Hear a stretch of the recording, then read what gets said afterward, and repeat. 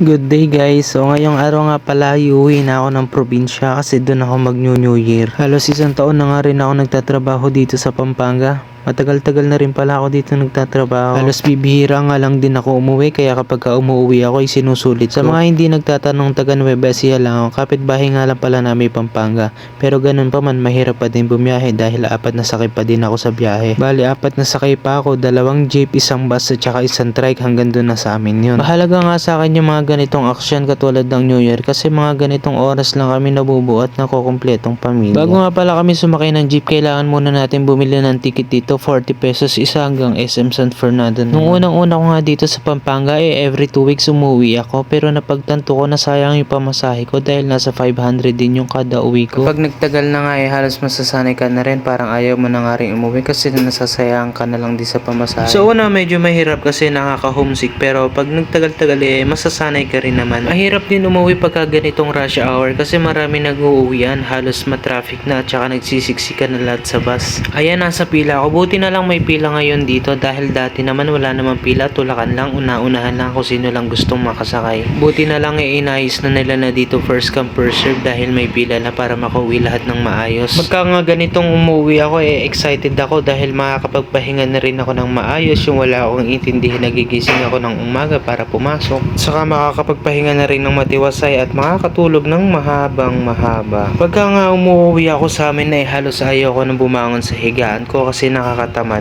Lalo na kapag na-stay ka sa bahay na mga 1 day or 2 days, nakakatamad nang bumalik talaga sa trabaho. At ayan, nakababa na nga ako ng bus. Bali mag-aantay na lang ako dito ng sasakyan ko ng motor pa uwi sa amin. Wala nga akong nakitang namamasadang motor ngayon kaya nagpasundo na lang ako. Inaantay ko na nga lang dito yung susundo sa akin. After 1 hour nga nakasakay na ako ng motor at malapit na ako makauwi ng bahay. Iba pa rin talaga yung hangin dito sa probinsya, nakakaalis ng stress tsaka nakakaginhawa ng pakiramdam.